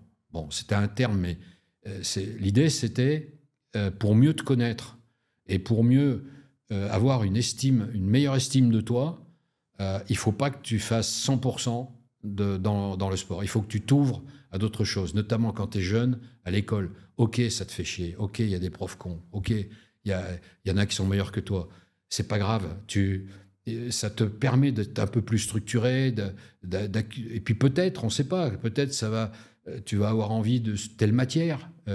Peut-être que telle lecture va t'inspirer, parce que tu ne le sais pas quand tu as 16-18 ans, mais à 35 ans, ça va s'arrêter. Donc, voilà, ça peut aussi inconsciemment te préparer à ce que tu feras après. Ouais, complètement. J'ai détesté l'école au lycée à cause de mauvais profs. Et c'est quand je suis rentré en STAPS où on a retrouvé la praticité, parce que je faisais que m'entraîner à l'époque. En fait, tous les jours, on m'expliquait ce qui se passait dans mes entraînements et pourquoi on faisait ça. Ben, j'étais pris de passion et j'ai fait un master. Pour l'anecdote, quand j'ai validé mon master à Lyon, j'ai dit à mes parents, ben voilà, ça y est, j'ai fini mes études, je ferai pas de thèse, parce qu'on m'avait proposé, mais je voulais pas trop. Et ma mère qui me dit, bah, s'il y en a bien un que j'aurais pas vu faire des études, c'était bien toi, quoi. Et je dis, bah ouais, moi aussi. Donc on en a rigolé. Mais c'est vrai qu'il faut essayer de trouver quelque chose qui nous passionne pour essayer de se dépasser un petit peu. Exactement. Moi, c'est ce que j'ai raconté. J'y étais encore il y a un mois à peine. J'étais à l'école de la deuxième chance à Argenteuil. Dans un coin, ouais, Argenteuil, Sarcelles, Cergy. C'est pas le 9-3, mais c'est juste à côté. Hein. Donc, je leur ai raconté mon propre cas, hein, où je savais pas quoi faire. On m'a fait faire des études jusqu'au scientifique, jusqu'au bac. Je l'ai pas eu du premier coup, en plus. Et puis, j'ai eu un parcours complètement atypique, quoi. Mais c'est moi-même, avec des gens en face qui ont accepté. Mais comment quelqu'un qui a fait des études de psycho se retrouve chef d'atelier chez Renault, avec 3500 personnes à encadrer? Comment je me retrouve DG chez Danone, avec des collègues qui ont fait HEC, le SCP, l'ESSEC, X, Centrale, etc. Je ne suis pas un génie, hein. Je l'ai fait parce que j'ai bossé, oui, j'ai beaucoup bossé. Je me suis beaucoup ouvert à l'extérieur, et puis je suis tombé sur des gens qui ont accepté ce challenge. Ils ont pris des risques, comme moi, hein. Ça aurait pu très mal se terminer. Bien sûr. Et tu parlais tout à l'heure du recrutement, comme quoi il ne fallait pas recruter forcément les personnes les plus compétentes, mais celles qui vont soit avoir une capacité de travail importante, ou celles qui vont s'intégrer le mieux au groupe, c'est ça? Quand tu parlais de soft skills, est-ce que c'est quelque chose que tu évalues pendant le recrutement, ou c'est vraiment un peu au feeling, à l'instinct? Alors c'est un peu les deux. Je ne peux pas dire que je ne le fais pas lié à ma formation quand même, parce que voilà, quand je fais des comptes rendus d'entretien de recrutement, je parle de l'intelligence, je parle de la personnalité, je parle de ce que j'ai compris de les relations avec les autres. Voilà, ce qui est pas courant parce qu'on l'apprend pas dans les études d'école de commerce, par exemple. Ouais. Donc il y a ça, mais il y a beaucoup aussi d'intuition. Pour donner une anecdote, la première fois que je l'ai fait, c'est la surprise, ma femme. Mais j'avais un entretien avec un jeune chez Danone, il sortait d'école, et je sentais quelque chose, je sentais qu'il fallait que j'aille plus loin avec lui. Et donc c'était le matin, j'appelle ma femme et je lui dis, ce soir on a un invité à dîner, c'est un garçon que j'aimerais bien avoir dans l'équipe, mais j'aimerais bien qu'il vienne dîner à la maison. Bon, alors je l'ai fait plusieurs fois après, hein, mais la première fois, ça lui a fait drôle, mais qu'est-ce que je vais faire? Et donc, Benoît, je lui dis, qu'est-ce que tu fais ce soir? Bah rien, je suis venu, j'étais à Strasbourg, je suis venu pour l'entretien. Bon, bah, je lui dis, tu restes là et tu viens dîner chez moi. Il dit un rouge, mais comment, pourquoi? Enfin, et donc, il est venu à la maison. Et pourquoi j'ai fait ça? Pour que lui voit qui je suis, autrement que N+1 dans un que bureau. le statut. En plus, oui, le bureau, je ne faisais jamais, moi, comme ça. Hein. J'avais une table ronde et on se mettait autour de la table. Et pas en bugne-à-bugne, en face à face. Et puis, donc, lui me connaître et moi le connaître dans un autre environnement. Voir comment il réagissait. Est-ce qu'il était timide, réservé? Ou est-ce qu'au contraire, il était fanfaron? J'ai tout fait, j'ai que 22 ans, mais 25 ans, mais j'ai tout fait. Ben voilà, c'est ça qui m'intéressait. C'est là où venait un peu la deuxième partie utilisée, intuitive. Bien sûr qu'on a l'intuition. Et l'intuition, c'est de savoir si on va s'entendre avec lui, s'il va s'entendre avec nous, et surtout, s'il va s'entendre avec le reste de l'équipe. Quand je te dis que j'avais constitué 2 ou 3 Dream Team, ils sont devenus à la limite plus potes entre eux qu'avec moi. Et c'est ça qui est fabuleux, quoi. Parce qu'ils sont complémentaires. Il n'y en a aucun, faut le dire aussi, il n'y en a aucun des trois, par exemple en Argentine, j'ai eu ça, il n'y en a aucun des trois qui visait mon poste. Ça aussi, c'est important. Si dans un groupe humain, alors ça c'est plus vrai dans l'entreprise que dans le sport, il y en a un qui vise la place de celui qui est le chef, ça faut le gérer, quoi. Ça crée des tensions. C'est un peu plus compliqué. Bien sûr. Ça pourrait être intéressant que tu nous parles aussi de ce que tu as créé en Amérique latine, en Argentine, avec les centres de formation en foot. Ouais. Je te laisse en parler.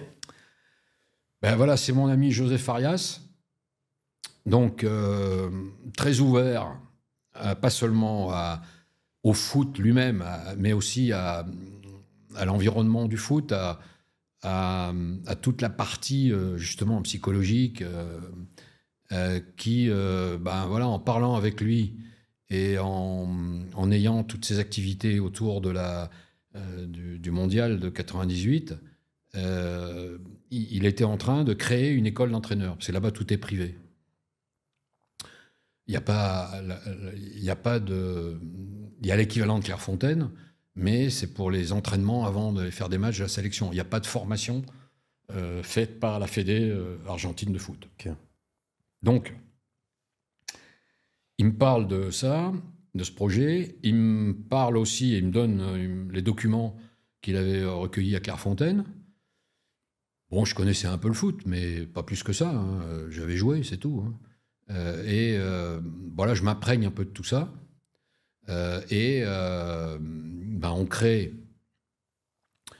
crée cette école, enfin, il crée cette école, et j'interviens, moi, sur des thèmes, la stratégie, l'organisation, la structure, le management, la gestion des ressources humaines, la communication, voilà, tous ces thèmes-là. Avec donc des groupes de 10, 15, 20 entraîneurs, quoi. Enfin, futurs entraîneurs, qui passaient un diplôme. Et là aussi, il y avait une dimension autre que simplement voilà, cette formation assez courte. Il faisait ça sur un stade, dans la banlieue de Buenos Aires. Ce stade avait des salles où on faisait le travail en salle, et puis il y avait le terrain, pour la partie terrain. Et tous les samedis, il réunissait ceux qui étaient là et disponibles, des anciens joueurs ayant joué en France. Et il avait ramené des maillots de l'équipe de France de cette époque, et il avait créé l'équipe de France d'Argentine, dans laquelle j'ai joué d'ailleurs. Et tous les samedis, on pouvait aller jouer. Ça se terminait par un assado, la bouffe, voilà. C'est comme ça que j'ai vu Roberto Civica, Fernando Sapia, El Potro Dominguez, Vargas, Trocero, Carlos Bianchi, Osvaldo Piazza, enfin voilà, des joueurs français qui ont joué en France assez longtemps, ils sont retournés en Argentine, ils sont dans le foot ou pas, et ils viennent quand ils sont libres jouer. Et ça aussi, cet aspect-là est très important et intéressant parce qu'il y a du partage de leur expérience dans ces moments-là.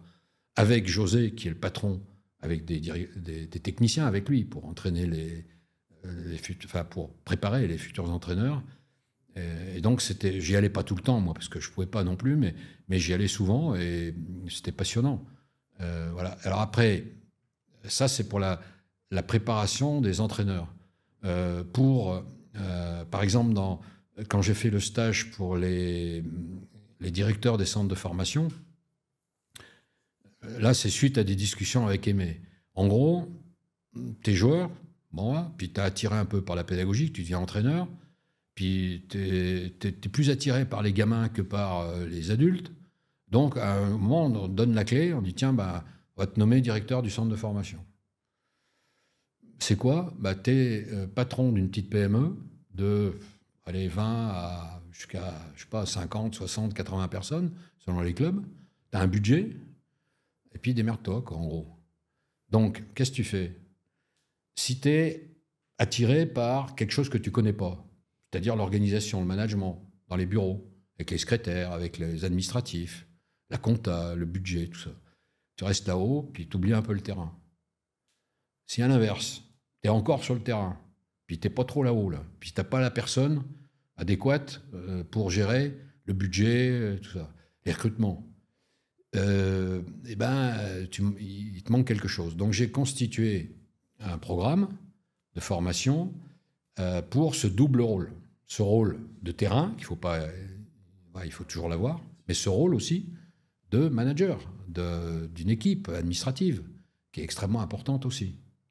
Et donc, ce job-là, oui, il y a de la pédagogie avec les jeunes du centre, donc des gamins de 16 ans, 15-16 ans, mais aussi, il y a cette partie management d'adultes, parce que tu es le patron. Tu dois prendre des décisions de recrutement, de virer des gens qui ne sont pas au niveau, de les former, de gérer des conflits. Voilà. Et, par exemple, le conflit entre... il y a trois choses. Il y a le foot, l'école et les parents, en gros. Il y a énormément de conflits, soit entre école et parents, soit entre parents et foot, etc. Donc, c'est un métier nouveau, ça. Ça n'a rien à voir avec le métier d'entraîneur où tu as juste tes joueurs, quoi, tu vois. Ouais, c'est un métier très complexe, moi qui bosse en structure. Ah bah oui. On découvrait plein de problématiques, mais au fur et à mesure de l'année. C'est-à-dire que le temps de connaître les sportifs, les athlètes, leur fonctionnement, on se rend compte qu'il y a un grain de sable dans l'engrenage. Et tu discutes avec lui. Ouais. Ça fait 6 mois qu'il est dans la structure et il te dit ah oui, au fait, ça me pose énormément de problèmes. Ouais. J'ai le lit qui est trop petit, j'ai des petits trucs comme ça, ou des conflits vraiment directs avec les parents. Non, mais en fait, moi, ma mère, elle veut que j'arrête le judo.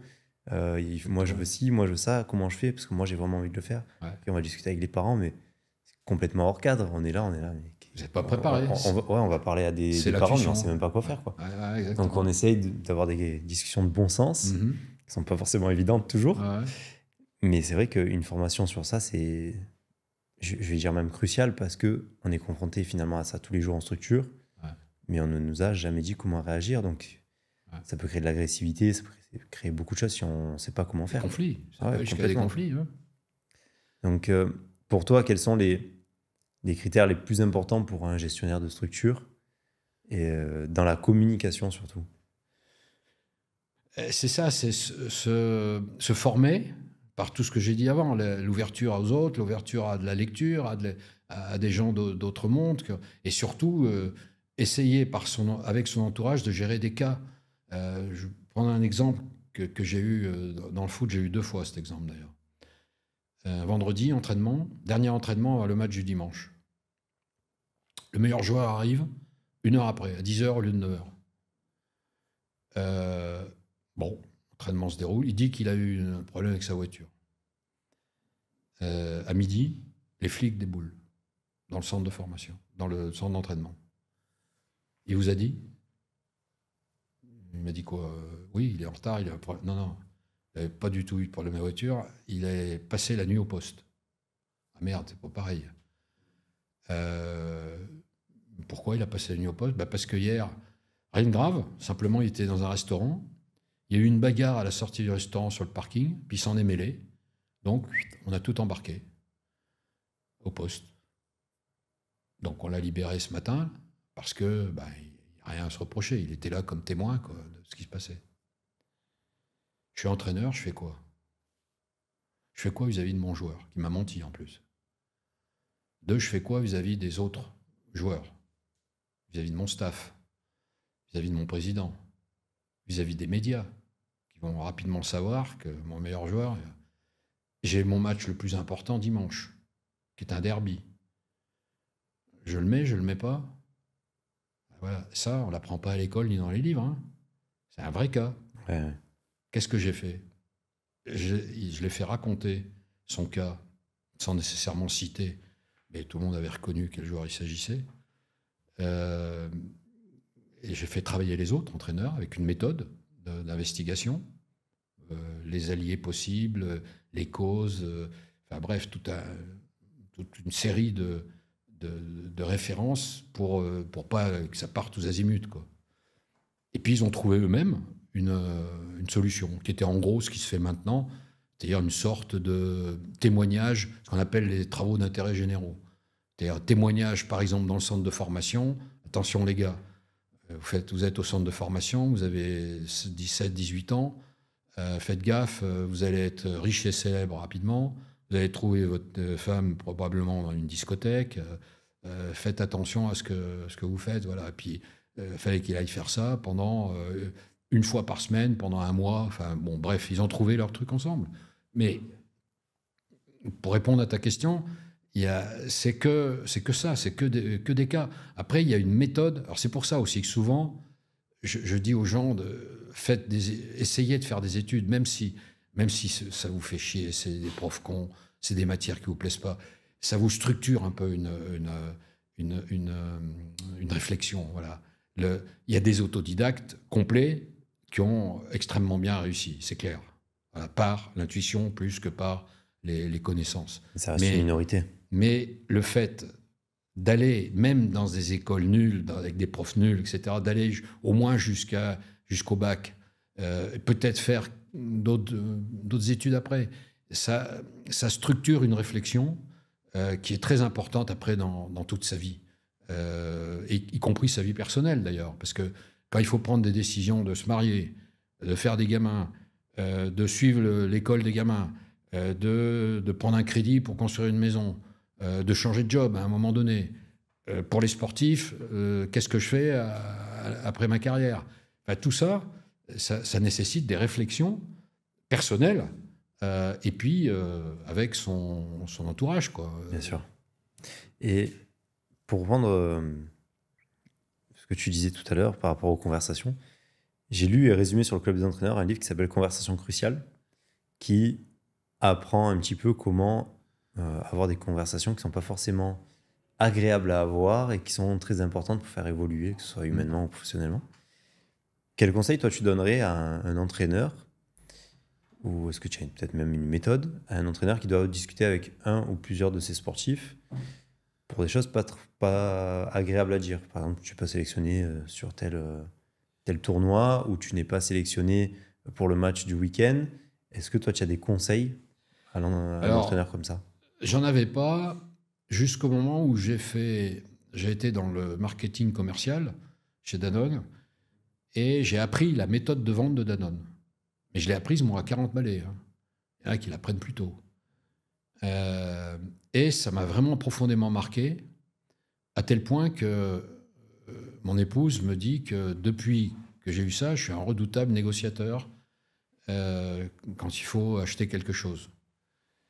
Et en fait, j'ai fait aussi la comparaison, parce qu'avant 40 ans, j'ai été DRH, entre autres, et je négociais avec les syndicats. Négocier avec la CGT ou lutte ouvrière chez Renault, ça te forme quand même. Mais négocier avec les requins de la distribution chez Intermarché ou chez Leclerc, ça te forme aussi. Donc il vaut mieux y être préparé. Et donc, pour revenir à ta question, comment je vends à un joueur que je ne vais pas le mettre titulaire? Comment je vends à un de mes salariés? Ça m'est arrivé. Tu t'es fourvoyé là, c'est pas toi. Moi, je peux pas rester. Tu peux pas rester ici. Et je pense que tu en prendras conscience un jour. Donc malheureusement, on est obligé de se séparer. On va le faire bien, mais tu peux pas rester ici. C'est pas possible. Je le fais pas que pour moi ou que pour les résultats de l'équipe. Je le fais aussi pour toi. Et certains m'ont remercié après. Donc ça veut dire qu'il faut vendre quelque chose d'un peu compliqué. Et c'est vraiment de la vente. Okay. C'est une partie de management qui s'appelle de la vente. Donc comment tu fais? Faut se préparer. Voilà. Faut bien se préparer, les arguments que tu vas avoir. Faut faire la redécouverte de la personne qui est en face de toi. C'est-à-dire revoir son CV, revoir ce qu'il a fait de bien, de mal, les entretiens d'évaluation que tu as eu avec lui, etc. Ensuite, il faut que tu aies un argumentaire. Préparer un argumentaire. Voilà pourquoi c'est ce match-là, je ne te mets pas titulaire. Voilà pourquoi je pense que tu n'es pas fait pour faire ça. Ça, c'est pas toi. Tu as fait ces études, c'est tes parents. Tu es d'accord? C'est tes parents qui t'ont fait faire ces études, c'est pas toi. Donc, tu n'as que 25 ans, 26 ans, tu as le temps encore d'en faire d'autres. Ensuite, il y a quel bénéfice tu vas avoir de ce que je suis en train de te dire. Voilà, tu n'es pas titulaire, voilà, ça veut dire qu'il va falloir peut-être remettre sur tes points faibles, faire un peu plus d'entraînement, faire attention à la nutrition, faire attention à la récupération, etc. etc. Ensuite, quels sont les avantages que moi, je vais en avoir et quels avantages l'équipe va avoir à cette décision que je suis en train de te présenter. Et puis, avant d'avoir cet entretien, s'imaginer quel va être son comportement et sa réponse. Donc, quelles sont ses objections? Dans la situation de vendeur de yaourt chez Intermarché, c'est « Ah, vous m'emmerdez, vous Danone, vous êtes sans arrêt en train de sortir des produits, ils sont trop chers, mon linéaire est plein, vous m'emmerdez, moi, etc. » Là, pour quelqu'un, même des jeunes, hein, que j'ai virés, entre guillemets, les argumentaires, mais attends, j'ai pourtant des résultats, c'est pas les plus mauvais. Et puis, voilà, qu'est-ce que je vais raconter à ma copine? Qu'est-ce que je vais dire à mes parents? Mais voilà, c'est des objections. Et puis, je vais trouver un boulot qui sera peut-être moins payé que celui-là. Enfin, il y a plein d'objections possibles. C'est impossible de toutes les énumérer. Mais enfin, en s'y préparant, on est un peu plus à l'aise pour répondre. Et puis, il y a la fin, c'est la clôture. Il faut une clôture. Il ne faut pas rester en l'air. Alors là, c'est appuyer sur le bouton. C'est là où ça devient un peu dur, mais en même temps, dans l'entreprise, il y a des choses qui le permettent, qui s'appelaient avant des transactions, qui s'appellent maintenant des... je ne sais plus le nom, mais c'est un peu comme une transaction, mais il y a un nom qui me reviendra peut-être. Bon. Qui permettent, sur le plan, entre autres, financier, de passer le cap, quoi. Voilà. Et puis, sur le plan sportif, bah, c'est... voilà, quand tu es... alors, il y a différentes choses. Hein. Tu n'es pas titulaire parce que y en a à ce moment-là, il y en a un meilleur que toi. Voilà. Puis par rapport au match qu'on doit faire, j'aime mieux renforcer la défense que l'attaque, enfin, bon, etc. Le job de l'entraîneur. Hein. Si c'est à la suite d'un conflit, comme celui que j'ai raconté, est-ce que je mets le joueur titulaire ou pas? Ou est-ce que je lui mets une sanction? Est-ce que je lui mets une sanction financière? Est-ce que je lui mets une sanction sportive? Bon, voilà. Ça, c'est la gestion de conflit, après, individuelle. Donc, réponse à ta question, oui, on peut se préparer. Et j'ai fait, moi, des formations à la vente, à la gestion de conflits, à la gestion de crise et à la gestion de cas un peu difficiles et conflictuels. Ça marche pas. Bien sûr que sur le moment, ça fait pas plaisir, quoi. C'est clair. Mais il faut le gérer. Et encore une fois, j'ai plusieurs jeunes chez Danone qui m'ont écrit après en m'ayant remercié parce que ça leur a permis de rebondir alors qu'ils n'y auraient jamais pensé eux-mêmes. Et ils se mentaient à eux-mêmes de continuer à faire ce job-là alors qu'ils n'étaient pas faits pour ça, manifestement. Une autre question, c'est, je m'appuie sur ton expérience en tant que manager et conseiller, comment on passe d'individu à groupe et à équipe? Alors ça aussi, c'est... Est-ce qu'il y a des méthodes ou c'est vraiment du cas par cas? Non, il n'y a pas de méthode, mais j'appelle ça, j'ai un petit schéma. C'est d'abord, avant équipe et avant groupe, il y a une collection d'individus.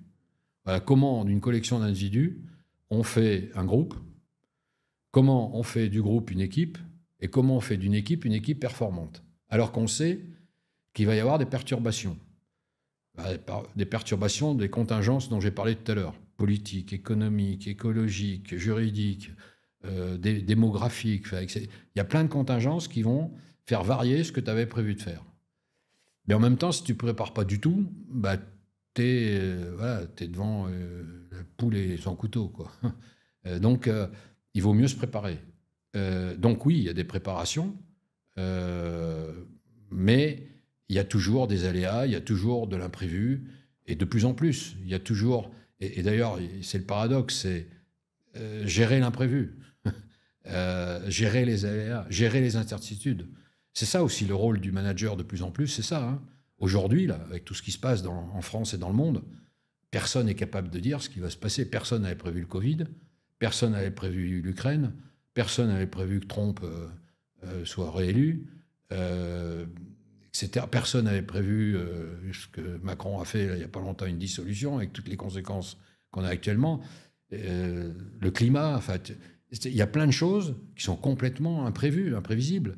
Donc oui, il vaut mieux réfléchir avant, faire des hypothèses, faire des scénarios, en se disant que voilà, bah, si ça arrive, on sera un peu mieux préparé que de ne rien faire du tout.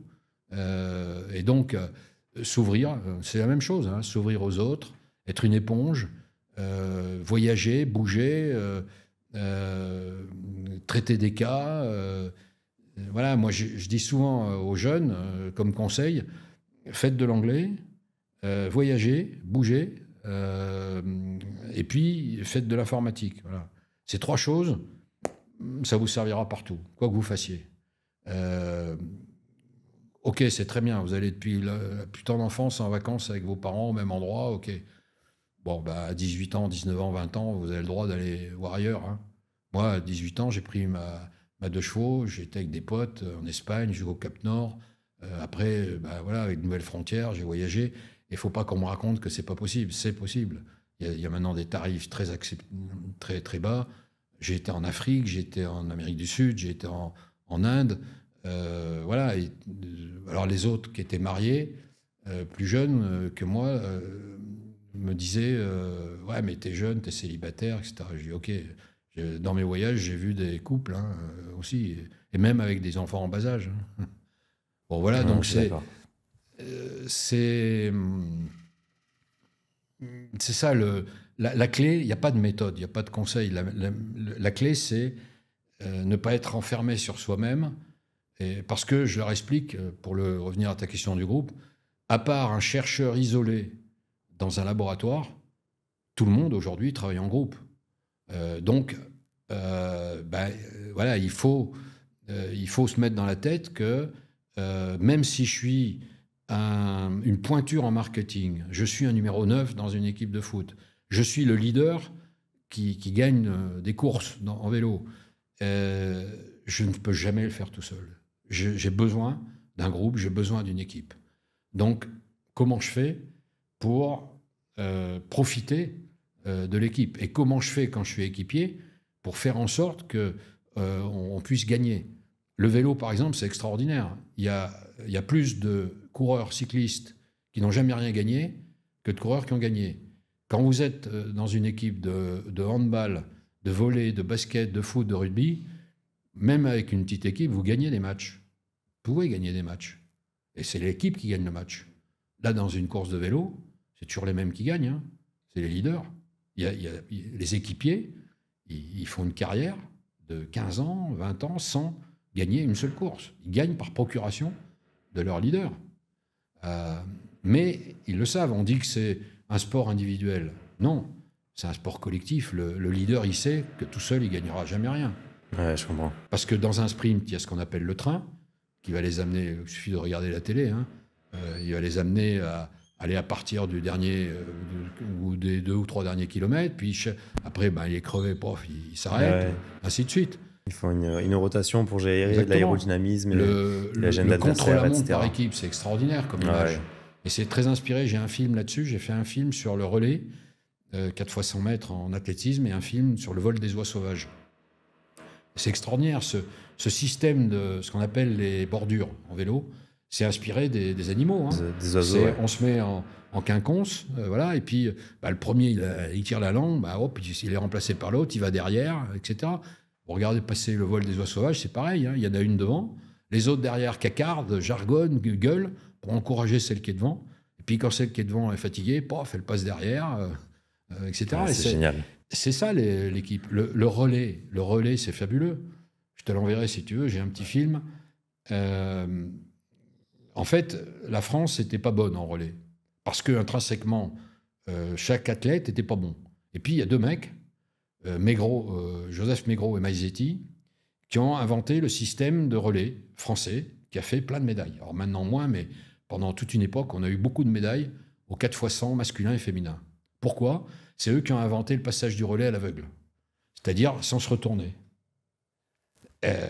Ce qui, psychologiquement, est un truc incroyable. Il faut avoir une confiance aveugle en son collègue pour prendre un bâton sans se retourner. Pendant que les Américains, à l'époque, et les Jamaïcains après, intrinsèquement supérieurs, gagnaient parfois des relais, mais souvent, ils tombaient le bâton. Parce qu'ils se retournaient et puis ils faisaient confiance à leur qualité individuelle. La France, elle gagnait plusieurs dixièmes de seconde, uniquement sur le passage du bâton avec des athlètes moins bons, nettement moins bons que les Américains ou les Américains. Et c'est là où tu vois le sens de l'équipe, le sens vraiment d'équipe, l'équipe performante. Comment tu arrives à ça? Exactement. Dans l'entreprise, c'est un peu pareil. Dans l'entreprise, tu es dans un comité de direction. J'y étais pendant de longues années. Si tu t'entends pas, mettons, tu es directeur commercial. Tu t'entends pas avec ton directeur marketing. Lesquels s'entendent pas avec le directeur de production. Tu vas à la catastrophe. Hein. Pourquoi ? La production, c'est produire un produit. Puis, d'où il vient ce produit ? Il vient de la recherche et développement et du marketing, qui ont, entre guillemets, vendu au DG et au DAF d'avoir le budget pour sortir ce produit.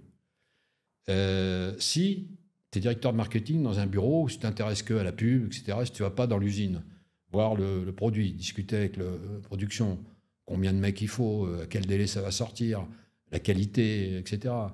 Voilà. Et puis le marketing commercial, voilà, j'ai sorti ce produit, maintenant tu vas le vendre. Ok, mais il faut que tu me donnes un argumentaire, je disais tout à l'heure, pour la vente, etc. Et tu sais, dans l'entreprise comme dans le sport, que tout se joue dans les interstices, dans les interfaces. Voilà, il y a un grand entraîneur français, Reynald Denouex, qui avait dit « On connaît la valeur d'un joueur, on connaît la valeur d'un deuxième joueur, mais on ne connaît pas la valeur des deux joueurs quand ils sont ensemble. » Et c'est ça qui fait la différence. La valeur entre deux joueurs, la valeur entre 4 joueurs, la valeur entre 11 joueurs au même moment sur un terrain, c'est ça qui fait la différence. Aimé Jacquet me racontait qu'il faisait des matchs amicaux, il s'en foutait évidemment du résultat, mais il testait des choses.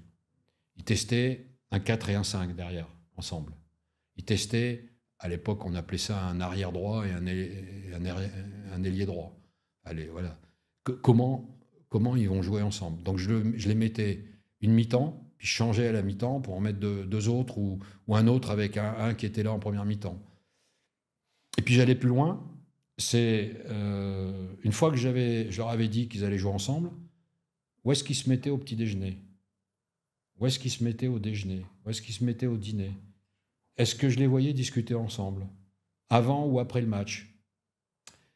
Et c'est tout l'art et tout le fruit. Tu le sais pas quand tu n'es pas dedans.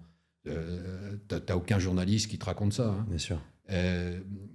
Donc c'est là où tu vois le sens de l'équipe à 2, à 3, à 4, à 20, voilà, etc. C'est ça. Et quand tu découvres ça et que tu arrives à le faire fonctionner, cette espèce d'alchimie-là, c'est extraordinaire.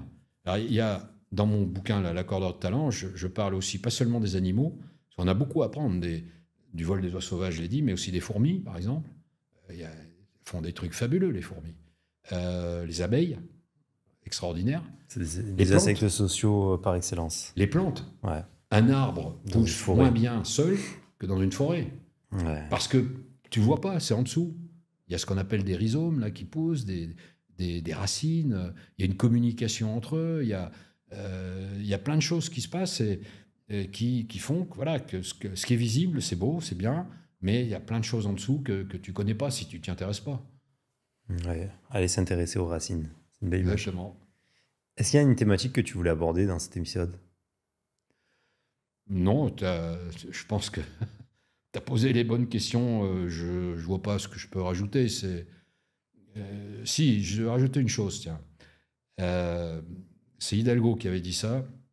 La principale qualité d'un entraîneur, c'est d'être entraînant. Et je pense que il a complètement raison. On n'est pas obligé d'être un grand génie de l'entraînement. Regarde ce qui se passe en ce moment avec Guardiola. Je ne suis pas sûr qu'il dorme bien, le garçon. Ouais. Alors qu'il y a encore quelques mois, c'était un dieu vivant. Le top, quoi, le génie des génies de l'entraînement de foot. Quoi. Donc, la vérité, elle n'existe pas. Par contre, il y a quelque chose qui existe toujours, c'est ça, c'est être entraînant pour les autres. Donc, ne pas faire tout bien, ne pas prendre les meilleurs, expliquer à ceux qui ne comprennent pas pourquoi. Et puis voilà, s'attacher aux valeurs que j'ai dites tout à l'heure, hein, les valeurs, le choix, le groupe, l'ouverture aux autres.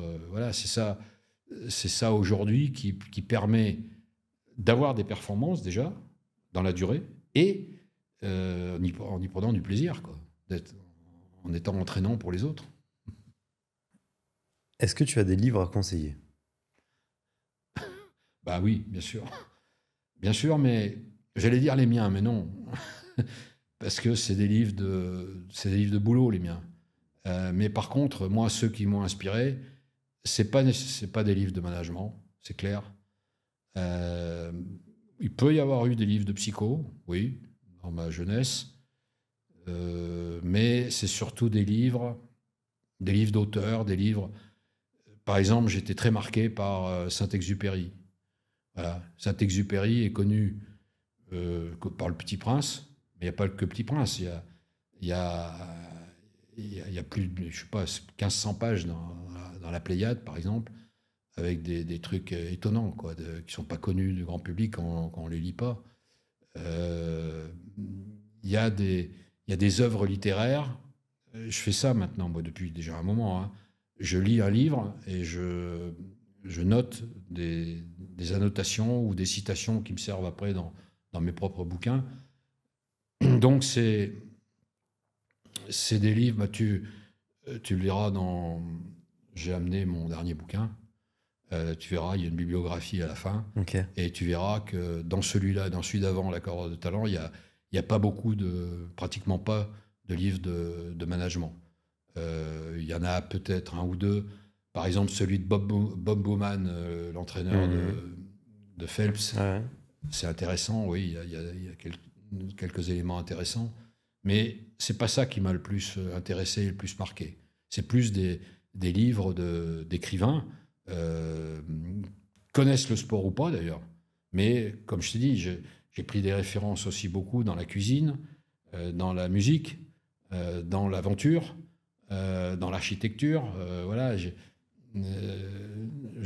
suis dans l'école de Paris du management que j'ai contribué à créer quand j'étais chez Danone, et on y voit des gens que tu vois pas partout, quoi. Tu vois, quand tu vois venir l'architecte de Notre-Dame, qui a reconstruit Notre-Dame, c'est fabuleux ce que tu apprends. Tu apprends plein de choses, là.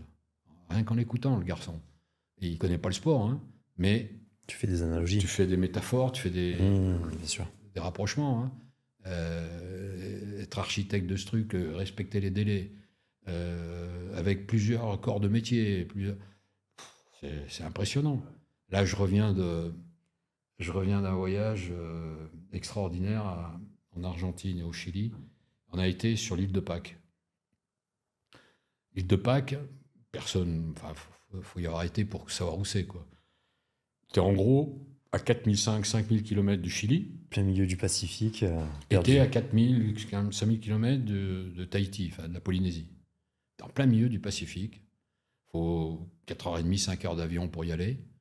C'est une petite île, ça fait 45 km le tour. Et puis, il y a ces statues. T'es là, face à ça. Tu les as vues avant en photo, mais t'es face à ça. Un truc de malade, quoi. Comment des mecs, on ne sait pas combien, on dit le 12e siècle, mais peut-être avant. Ouais.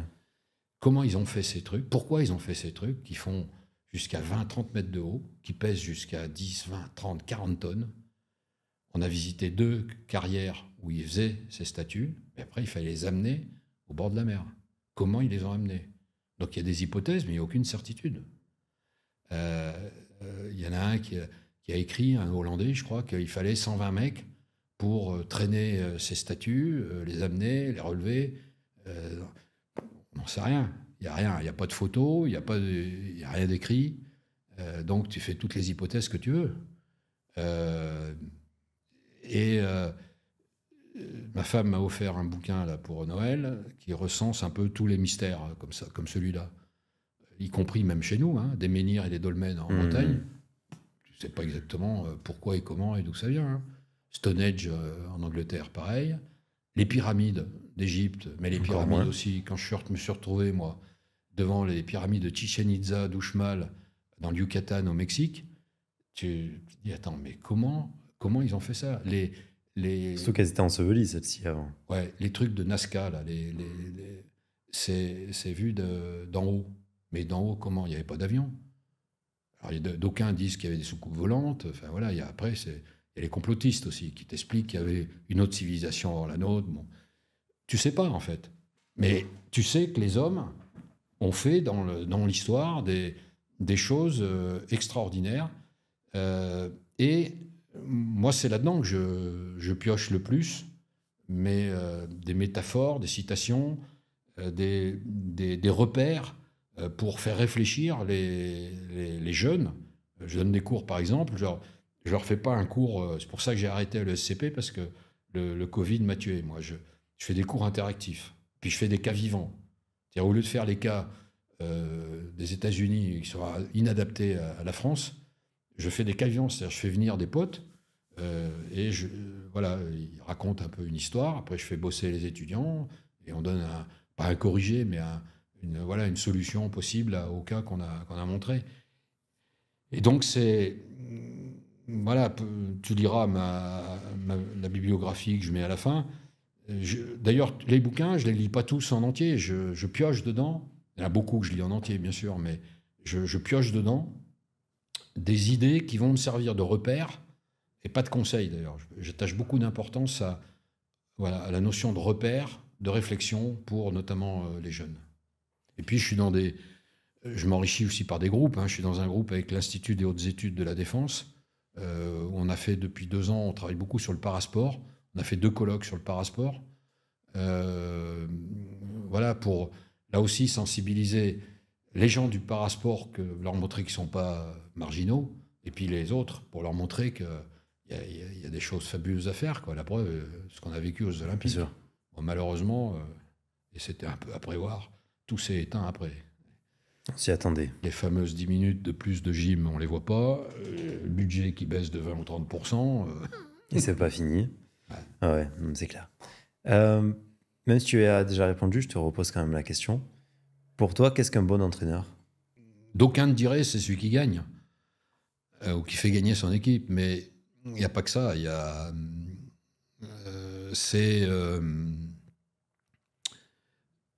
tu sais, dans l'équipe, dans le journal L'équipe, il y a cette question. Il y a les anciens. Que sont devenus de certains anciens?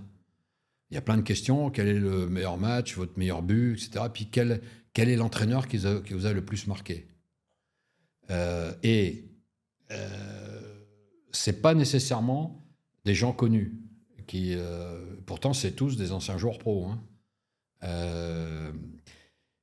Donc, le bon entraîneur, c'est ça. C'est celui qui a marqué individuellement et collectivement, individuellement des joueurs et collectivement une équipe, peut-être en la faisant gagner, mais pas seulement, en ayant fait grandir ceux dont il avait la responsabilité comme entraîneur. C'est ça, et qui est dans la mémoire individuelle et collective. Ce mec, il m'a fait grandir, il m'a appris ça, il m'a donné ça comme réflexion, il m'a donné ça comme repère. Ok, j'aime beaucoup. Je te laisse le mot de la fin. Il n'y a pas de mot de la fin. Moi, je trouve admirable ce que tu fais. Il en faudrait plus. Il faut sortir le sport, et notamment le foot, de son ghetto, ou pire que son ghetto, des stéréotypes dont malheureusement certains médias ne font que parler. Voilà, le foot, c'est pas Mbappé, c'est pas Zidane, c'est pas les turpitudes, c'est pas le fric. Moi, j'ai eu la chance de faire de la formation d'entraîneur, de faire aussi de la formation pour les entraîneurs au chômage. À un moment, à l'UNECATEF, il y avait un programme des MBE. Et ça c'est fabuleux, parce que c'est tous ceux qui ont fait... Il y a eu des connus, il y a eu des entraîneurs qui ont été en Ligue 1, Ligue 2 ou à l'étranger. Mais il y en a beaucoup qui sont anonymes pour les médias et pour le grand public. Or, c'est des garçons extraordinaires qui ont marqué les endroits, les équipes où ils sont passés, en France et à l'étranger. Jean-Pierre, merci. De rien, c'est un plaisir. Ça y est, l'épisode touche à sa fin, j'espère que ça t'aura plu et servi. Si tu es toujours là, je te conseille de liker notre chaîne, d'aller nous donner un maximum de force en t'abonnant ou en commentant la vidéo, ça nous aide énormément, vraiment. Si jamais, le Club des entraîneurs peut t'accueillir, c'est une plateforme où tu vas pouvoir échanger entre entraîneurs de tout niveau, toute discipline, et tu trouveras toutes les informations et le lien en description. La semaine prochaine, on recevra Cyril Genevoix, qui vient du monde du tennis et qui est entraîneur. Salut!